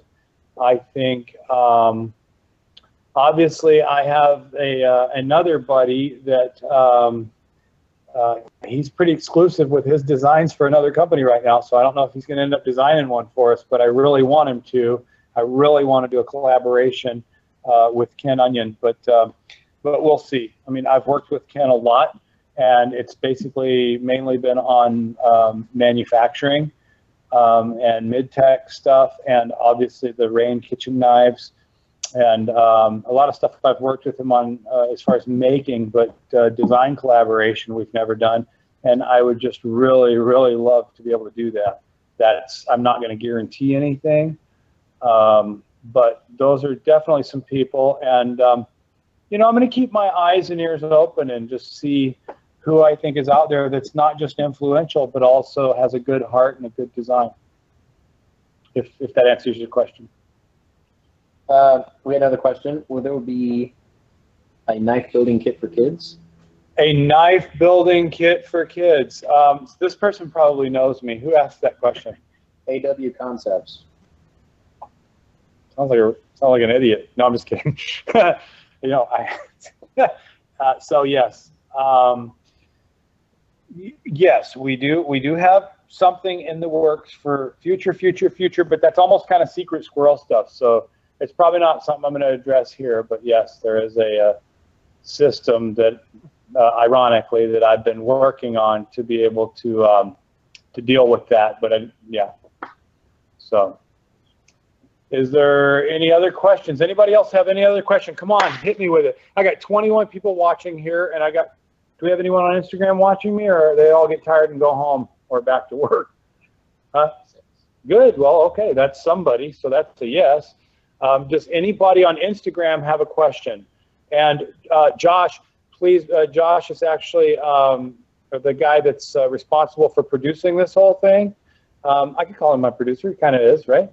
And he's actually taken charge of all the simulcasting. So I would need to know from you, Josh, the Facebook folks, if we have any questions from over there. Yes. Rocky Young on Facebook says, "What's up, Spyderco Mike?" Oh, Rocky. And John Cunny. Hey, Rocky. I know Rocky. Rocky, you know what you need. You know what you need, brother. You know what you need. Oh, wait, he's over here. You know what you need, Rocky. Those are yours right there. That's Rocky 1 and Rocky 2. Yeah. You know, again, I introduced him earlier, but I don't know if anyone remembers who you were, right? Yeah. Yeah, not because of their attention span, but we may have had people just now log in that, you know. So this is Zach Vellekamp, and this is my nephew. And I tell you what, speaking about Rocky, I mean, man, you get me and his dad sitting on the floor at Gaga's house when a Rocky marathon came on. Holy crap. I mean, you're talking glued to the set, man. Oh, yeah. You ever have that? You too? Yeah. Well, that's a Vellekamp thing, I think. I'm telling you. Well, back when your dad and I were younger, they didn't have 5 of them, and we had no idea they were going to keep going like that. If I would have known at Rocky 3 that there was going to be a 7, I mean, geez, man. But oh yeah, we would just sit there and watch, like, just very intently anything with Stallone, actually. Yeah. First Blood. Yeah. Love that knife, man. Who would have thought that I would actually get to hand grind the prototype of the reissue of the Jimmy Lyle Rambo First Blood knife, which actually a friend of mine right now has prototype number 001. So, and if anybody wants to get a hold of that, privately message me. Some people have said, Jim Bob. Guy named Jim Bob says I do an impression of a guy called Alex Jones. I think he's a conspiracy, some kind of conspiracy radio network talk show guy. You know, they say he might be Bill Hicks. Some people say he might be Bill Hicks. Sells a lot of InfoWarsLife.com nutraceutical snake oil. Yeah. Talks to the WASP people on the dark side of the moon that control the government from the airport. Oh, yeah. Yeah. Yeah. I suppose it's been said that, yes, I do an Alex Jones impression. Oh, thank you, Jim Bob. I think that was actually Alex, probably. It was probably Alex, yeah. Hi, Alex. Bill. That's terrible. Isn't that terrible? Yeah, that's terrible. Yeah. So take your nascent iodine, kids. Let's see. Actually, don't take that, kids. Make sure to get your parents' permission and then take a whole bunch of it. Yeah. And also take that along with that Beyond Tangy Tangerine. Make you feel like a man. Oh. Here, take my shirt off. Yeah. Sorry, I just male vitality earlier. And I tell you, man, I just get ready to fight those globalists. Scum! Ready to throw up! Okay. All right. The Alex demons have left. The demons have been exorcised. Not a question, but a comment. Nice production. Kickstop flipper would be a must-buy for me. Okay, John, I think you got it because I've been talking to Lee Williams, and I really do want to make a production version of some of the stuff that he's doing. So we're talking about that. And Jim Bob liked my Alex Jones impression. So let's see. And there goes the picture. And I don't know what that means. There goes the picture. You might have lost the video. Erwin Krause said, "There goes the picture." So are we gone? Are we gone on Instagram or not? Instagram is good. Instagram's good. What do you mean there, brother? Feed was gone. And we're back. Someone says good here. Okay, so we're back now. Erwin, if you can give me a thumbs up. Okay. Now, I'm not going to hang around too much longer, guys. Everybody's got stuff to do, and I want to take real questions here. You guys. Hey, Joe, how you doing, brother? Joseph's on. We have a question. Jockman67 wants to know, are we going to do a video in the shop working on the knives? Yes, we are, Jockman. We're going to do a lot of videos working on the knives here in the shop, and we just got to get that set up. Thank you, Erwin. We got to get that all set up and figure out how we're going to do that exactly, because, and it doesn't have to do with the video, it has to do with sound. So we're going to figure out how we mic all the sound. We've got a couple of different mics we're going to use. And so, I got to show these guys, right? The mic. I got to show them. You guys, hey, I got a special treat for you guys. This is totally impromptu. Check this out. You know, we don't have teleprompters here, okay? We're not like Rachel Maddow, right? This isn't CNBC, okay? This is real American power here. 1776, rise again. Yeah. It is, yeah. Too much super male. Super female does the same thing. Okay. Look at this, guys. I got this microphone set up. Look at this. I want to show you how they spell Mike. Again, like I said, if you are going to manufacture overseas, use a trusted source. Look at this. I'm going to show it to Instagram first. Look at this, guys. Look how they spelled Mike. It should be M-I-C. They must have known it was coming to me. Yeah. The only explanation. They spelled it M-I-K-E, Mike. Mike input. Sounds nasty when you say it that way. I'm Mike, plug it in. Who would have thought, man? So I'm glad I ended up with it. Imagine if some other person with another name ended up with it. They'd be like, well, this doesn't belong to me. Yeah. So anyway, I thought that was kind of funny. So that we don't end up being a sketch type of telethon event here. We're going to close it off pretty soon. So anybody that has a question for me about the knives, the company, our mantra, you know why it says human made. I think you could probably surmise why it says something different, right? You can't make something different without meth. No, that had nothing to do. I had no idea that was going to be that way, by the way. No, the something different part is basically because we do want to be something different, and I think we're really taking care of some of those ends on our customer service and our packaging and our main approach to actually all the knife making that we're doing. Jim Bob says, "Oh my God." Okay, that was probably shocking to Jim Bob. I think I know who Jim Bob is now.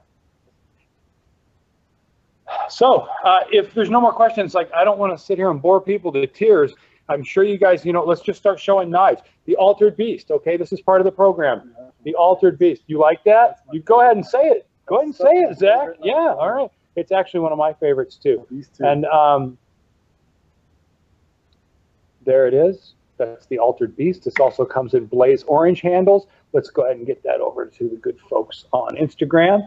This is going to, again, have the blaze orange handles and the capability of switching those out from the gray PVD coated blade, which is blasted, to the black PVD coated blade, and also changing out what we're calling with these handles right here is Coyote Snow with the blaze orange. So that's why it's called the Altered Beast, because you can actually alter the handles on it. So anyway, there's that. By the way, right here, Joseph wants to know when we're going to do a reality TV show. Hey, this guy's on the inside. Are you freaking listening through the walls?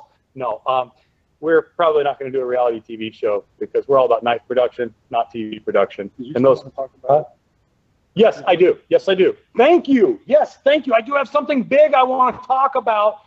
Yeah, we have 2 questions, right? Okay, so first, right here, I got to show you this sheath is awesome, okay? This is the Altered Beast sheath, okay? And also with the Altered Beast, I got to say, you're still getting, where's my other knife? There it is. I almost lost it. So you're also getting one of these too. But when you order the Altered Beast, you get this.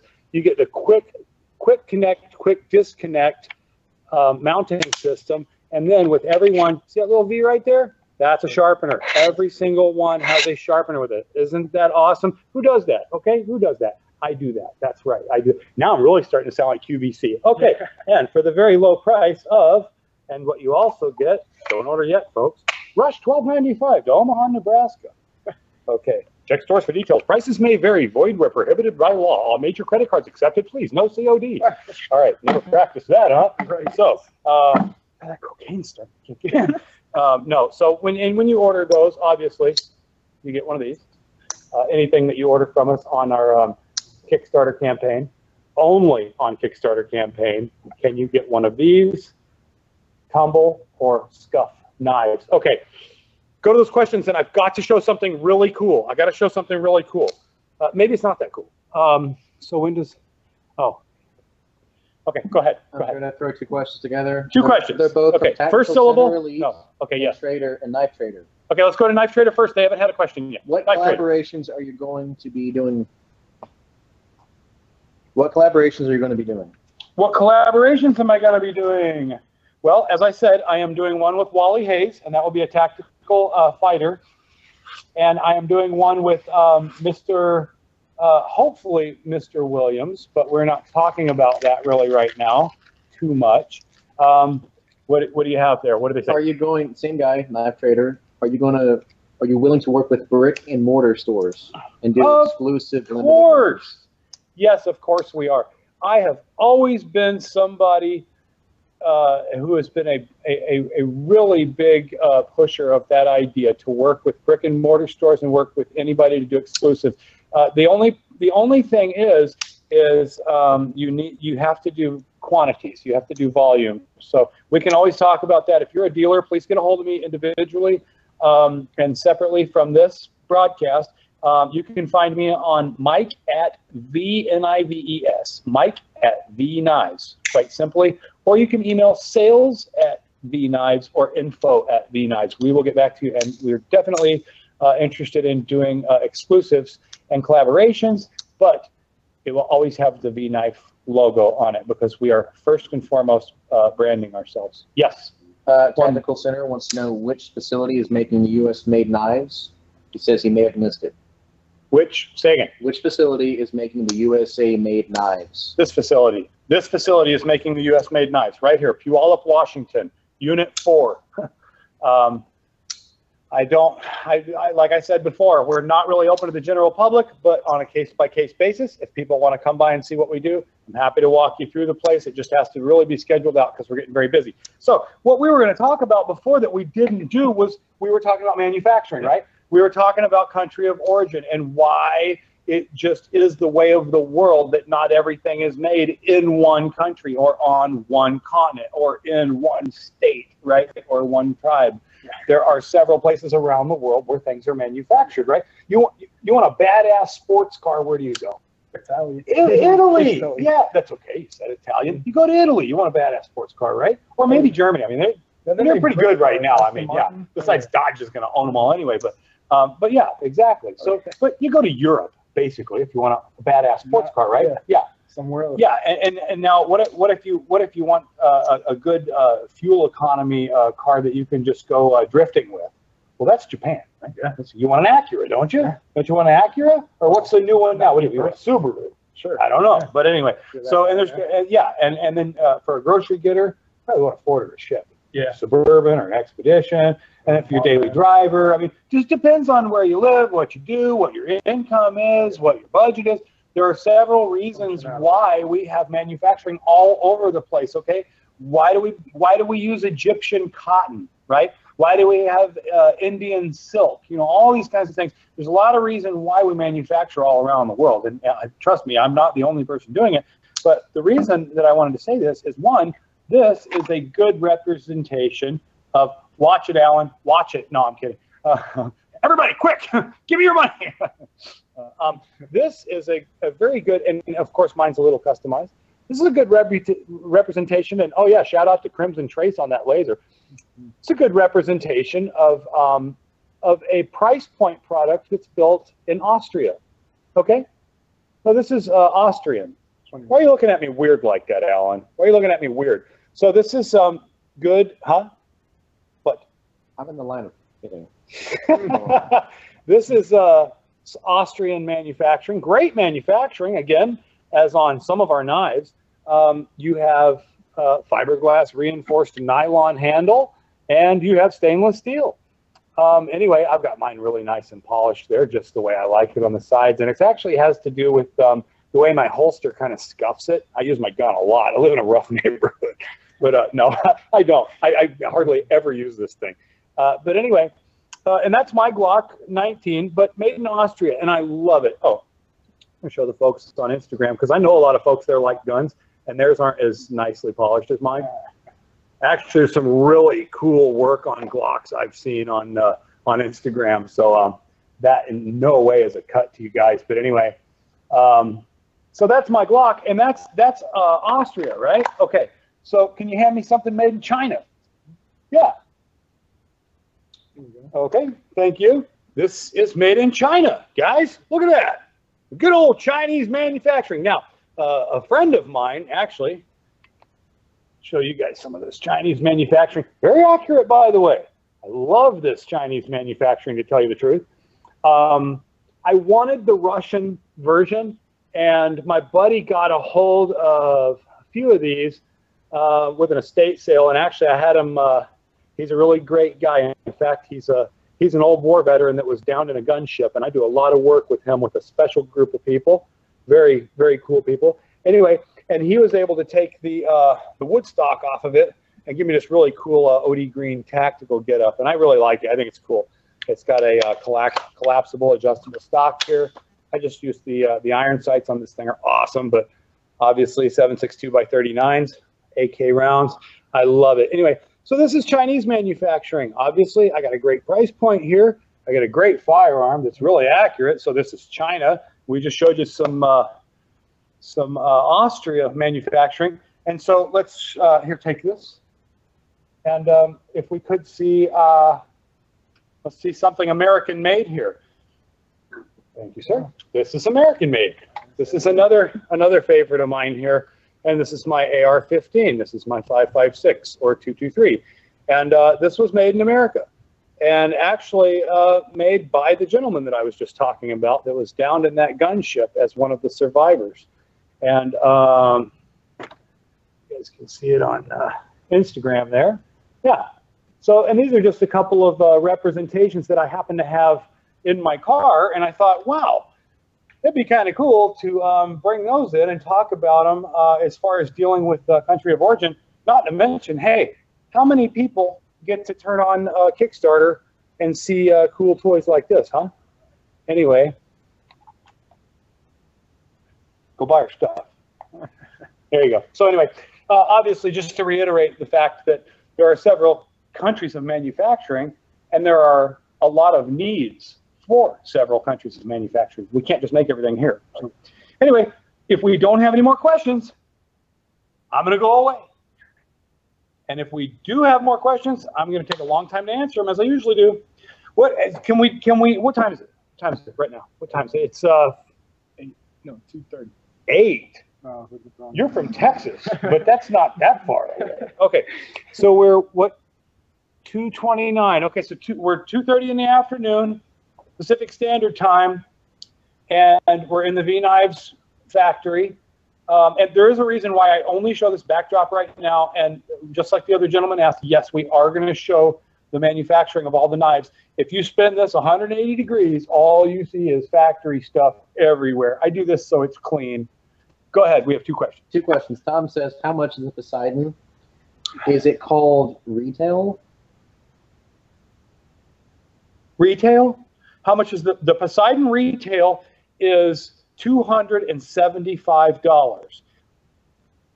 We just opened up the Poseidon for the Kickstarter program only at a 25% off discount, so I think you get it for $200.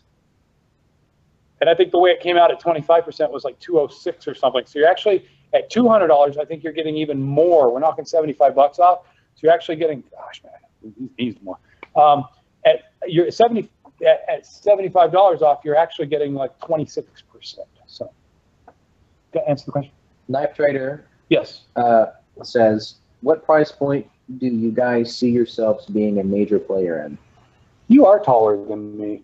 What price point do we see ourselves being a major player in? Well, I don't think because of the structure of our company, and because we do want to be more like a Spyderco type brand.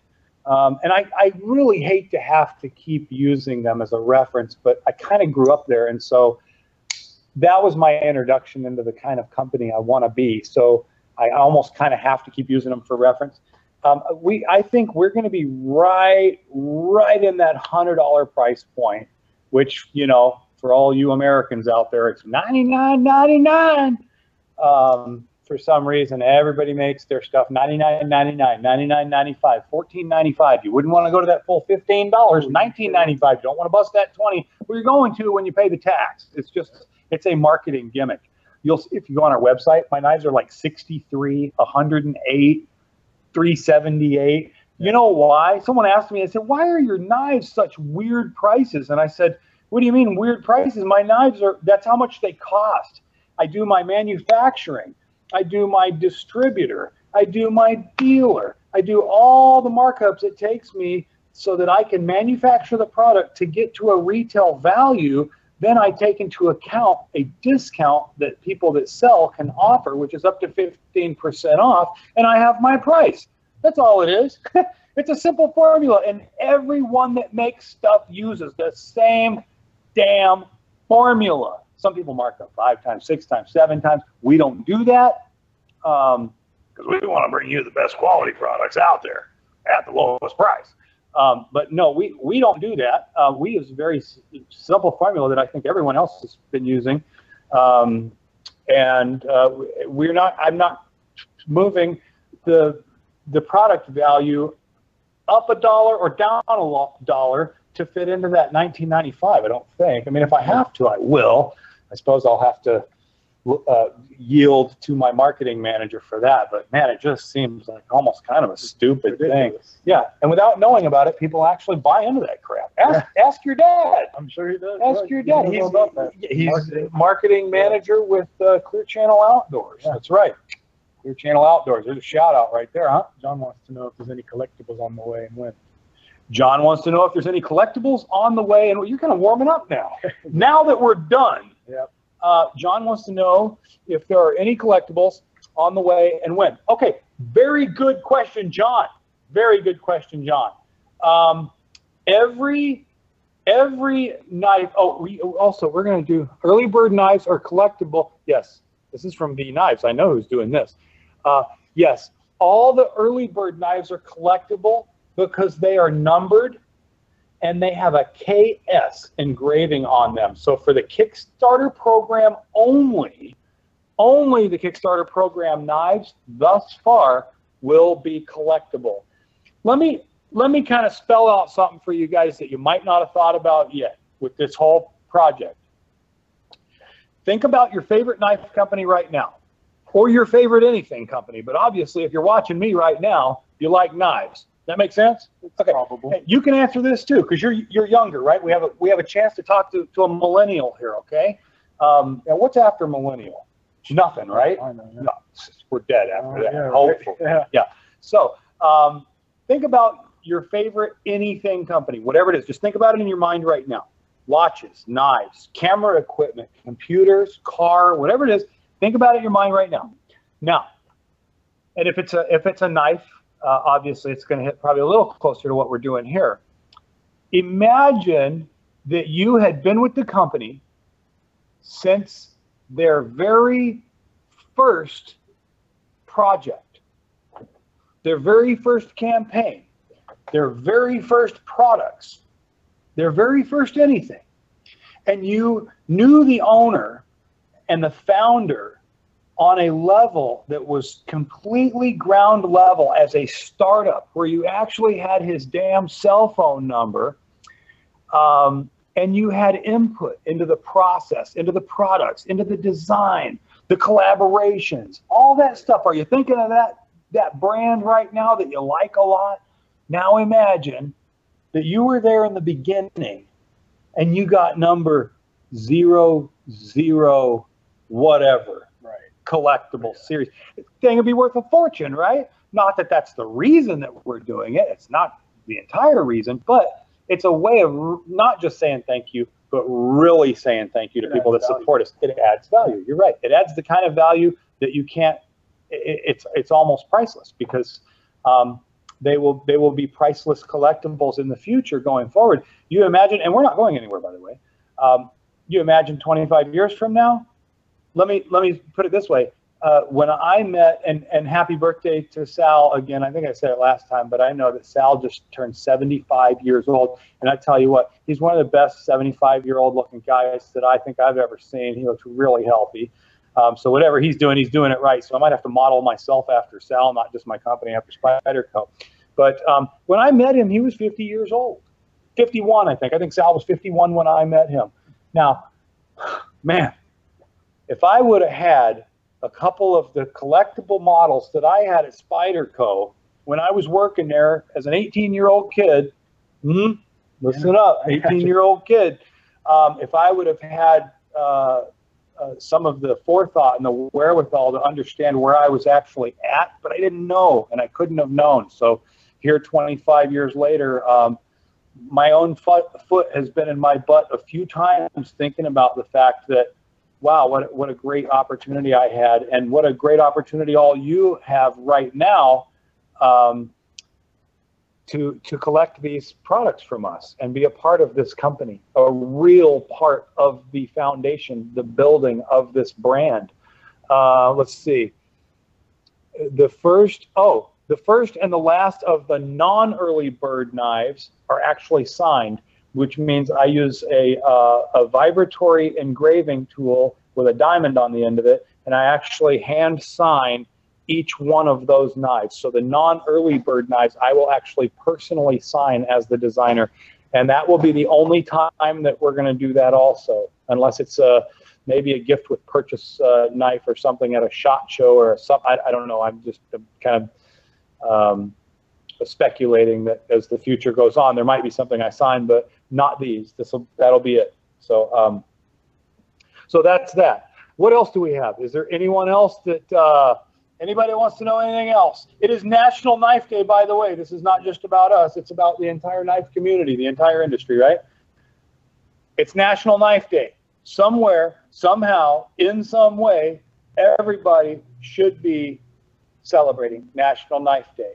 Not just because it's knives, but having a National Knife Day even in and of itself is a proclamation of a free society, right? We're free. It's a declaration. We're free people, and damn it, we're going to carry it. I do that with a firearm every day. And why is that? Because I recognize the Constitution and my rights and because there's weirdos, but mainly, you know, the Second Amendment was not given to us as a means to protect ourselves from each other. Right. It's freedom. It was to protect ourselves from a tyrannical government, actually. Yeah. So yeah, I mean, heaven forbid that should ever happen. But a lot of people kind of lose the whole idea, the whole concept of that type of freedom. You don't carry a firearm to protect yourself from your fellow citizen. It's actually a lot bigger idea that gives you that endows freedom to you to do these things from God, from an almighty creator, and not from man. So those are all wonderful things, all the freedoms that we share that sometimes we take for granted in this country. We are all free, and it's every day that we fight for that freedom that we get to keep it. And we got some very brave men and women out there in uniform making sure that we get to keep it in several other ways. But we have to do our due diligence at home, and we have to make sure that when we see a problem, with the laws, that we try and help change them. We get a hold of our kniferights.orgs. We get a hold of our AKTI's, American Knife and Tool Institutes, and that we really make it kind of known. We kind of rattle the cage a little bit, because that's the way we've been able to keep our freedoms. God, if we went with every harebrained law they tried to put on the books since we've been a free country, I can tell you what, we wouldn't be a free country, because they've tried to burn the Constitution 1,000,000 times, right? Sure. And I'm tired of it! So, yeah. Anyway, National Knife Day, and we're going to celebrate here by, how are we going to celebrate here? We're going to make some knives, huh? We're going to make some knives. You're damn right. I like his attitude. Little camera shy, but he's working into it, and we're going to make some knives. That's what we're going to do. We're going to drink a lot of beer and make knives. No, we're not going to drink a lot of beer and make knives. We're going to drink a little beer and make knives. And completely gone on Kickstarter now. So it looks like Kickstarter's gone. That's what it says. Oh, he might be talking about the knives. Oh, I think he's, oh, okay, sorry. And Jim Bob says we're back, or I don't think we ever left. It was, Irwin was actually saying, not that our feed left, but that the non-early bird signed versions of the knives, and I don't know which ones he's talking about, are gone. I don't know. We'll have to check. We'll have to check and see where we're at on our Kickstarter campaign. I believe several of the knives are gone now, because they were in limited supply, and the last are still going to be signed. All early birds have been sold. Okay, that's what it is. All the early birds have been sold. Jim Bob says he's going to try for one of the last. Okay, well, good luck to you, brother. Good luck to all of you out there. I hope if any of you were sitting on the fence and thinking about whether you're going to support us or not on our Kickstarter campaign, that you're able to do that. If you're not able to do that, don't feel guilted one bit. Every bit of your support really helps us out, even if it is right down to a simple word of mouth gesture. Maybe you tell a friend, hey, have you heard about that new knife company, V Knives? Or, hey, I got an extra card here, give them a call. Or you keep us in mind for your Black Friday purchases, for family, for Christmas, mom and dad, or, you know, don't just think that you have to buy a knife for somebody because they're a cop or military or whatever. Knives are the world's oldest tool known to mankind that actually helped increase our protein diet and the size of our brains. Did you know that? I bet it helped us kill meat, you know? Of course. Well, it didn't help us so much kill it. It helped us cut it up, though, really good. That's a buddy of mine said, I don't really need a knife, you know, I got a gun. And I was like, okay, well, how you going to eat with a gun? And he's like, oh, I can shoot a deer. And I was like, well, you know, you're going to butcher it with a gun? It just seems nasty doing that butchering with a gun. But anyway, yeah, knives are a very important tool. And there's so many, the market is so saturated with different brands that, you know, I'm not even going to try and sit and beg for somebody's favor, but I will say we're going to make a good, lasting product that I think everyone's going to be proud to be associated with. So, and I probably am kind of dragging on a little long, and I really want to go eat some tacos. And what do we have? One small question. Tom wanted to know. We have a question. Well, there would be extra handles, clips, etc., carbon fiber, brass, and titanium. Yes, so I think what he's asking is, will we be able to have parts so that you can customize your knife in some way? And the idea is going forward, yes, that we are going to be able to offer that with our first offering, our first product launch. Obviously, we're going to be doing just what it takes to get these knives in the hands of first our good folks over at Kickstarter for backing us. We want to make sure they get their products first and foremost. They have already paid for them. So, that's number one on our list. And obviously in your, I think there's a survey you do with Kickstarter. You guys make sure and put into your survey what color handles you want on your Altered Beast, how you want that set up. We will be able to configure, we'll be able to ship you either a gray with coyote or a blaze orange with black. So let us know which one of those you want.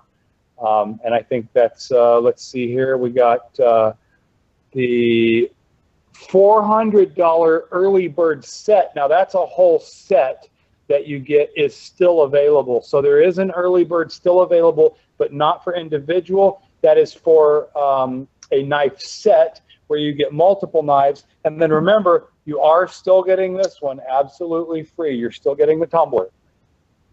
Absolutely free. So show that to these guys again. I don't know if we have anyone on Instagram right now, but you know what?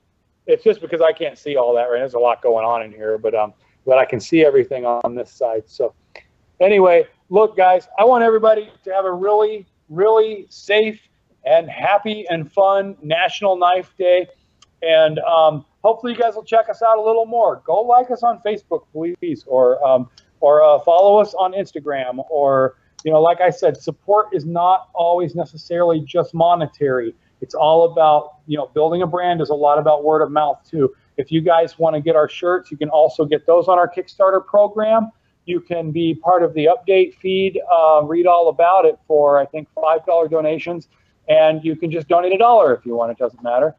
You can be involved on any level you want. But we do have the T-shirts and hats available also, not just the knives. However, I have to say, unless it's actually backing us with a knife, you don't get the free knife. So if you want the free knife, you got to buy a knife. Really good deal, though. Not only are you getting all the knives at almost half price of MSRP, you're also getting another free knife with it. So I hope we hit the 50. I would really love to do this. If we hit the 50,000, we are going to do it. We will be close, huh? We're pretty close. I don't know. I haven't checked in a little while. I don't know what the numbers are. Can we check? Can you check? Not yet. No way? Okay. We don't have a chance to check right now. Let's see. Okay. We just got somebody who checked for us and typed it in. Good. We're at 43,936.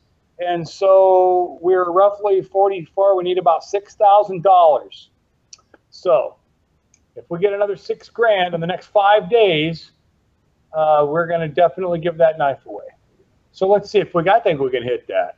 Yeah, I think we can hit that. I think we'll do it. So thanks, guys. Thanks, everybody. I know I kind of drug on a little bit. I have a way of doing that because when I get in front of this thing and I start talking about the company, I get a little passionate and I want to talk about everything and I feel like I'm never going to see you guys again. But I know that I am because we're going to be back here on our very last day. And Jim Bob says Zach stole the show. What do you think about that? Thank you, Jim Bob. But I definitely will see you guys back the last day of the Kickstarter, and we're going to do this again, and we're just going to see how close we get to that 50 mark. I would love to break that ceiling. So, all right, have a good day, everybody, or good night, depending on where you are in the country or the world. God bless everybody. Thank you so much for tuning in and for your support. Have a good one, guys. Happy National Knife Day. Show stealer.